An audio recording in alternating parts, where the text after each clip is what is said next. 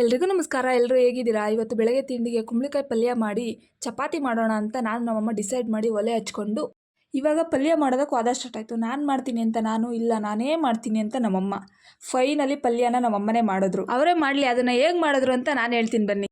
ಎಣ್ಣೆ, ಸಾಸಿವೆ, ಕರಿಬೇವು, ಕಡಲೆಬೇಳೆ, ಈರುಳ್ಳಿ, ಹಸಿಮೆಣಸಿಕಾಯಿ ಒಗ್ಗರಣೆ ಮಾಡಿಕೊಂಡು ಒಗ್ಗರಣೆಗೆ ಹಚ್ಚಿಟ್ಕೊಂಡಿರೋ ಕುಂಬಳಕಾಯಿನ ಹಾಕ್ಕೊಂಡು ಸ್ವಲ್ಪ ನೀರು ಹಾಕಿ ಬೇಯಕ್ಕಿಟ್ಕೊಂಡು ಅದು ಸ್ವಲ್ಪ ಬೆಂದಮೇಲೆ ರುಚಿಗೆ ತಕ್ಕಷ್ಟು ಉಪ್ಪು ಹಾಕಿ ಮತ್ತೆ ಪೂರ್ತಿಯಾಗಿ ಬೇಯಿಸ್ಕೊಂಡು ಕಾಯಿ ಮತ್ತು ಹುರಿದ ಕಡಲೆ ಬೀಜದ ಪುಡಿ ಹಾಕಿದ್ರೆ ನಮ್ಮ ಕುಂಬಳಕಾಯಿ ಪಲ್ಯ ರೆಡಿ ಆಗುತ್ತೆ. ನಾನು ಪಲ್ಯ ಮಾಡೋದನ್ನು ಬಿಟ್ಕೊಟ್ಟಿದ್ದಾಯಿತು, ಚಪಾತಿ ಮಾಡೋದನ್ನು ಬಿಟ್ಕೊಡೋ ಮಾತೇ ಇಲ್ಲ ಅಂತ ನಾನು ಚಪಾತಿ ಸುಟ್ಟೆ. ನಮ್ಮಮ್ಮ ಅಲ್ಲೂ ಬಿಟ್ರಾ, ನಾನು ಚಪಾತಿ ಹೊಸಿತೀನಿ ಅಂತ ಬಂದರು. ಫೈನಲಿ ನಾನು ನಮ್ಮಮ್ಮ ಸೇರಿ ಚಪಾತಿ ಪಲ್ಯ ಮಾಡಿ ತಿಂದ್ವಿ.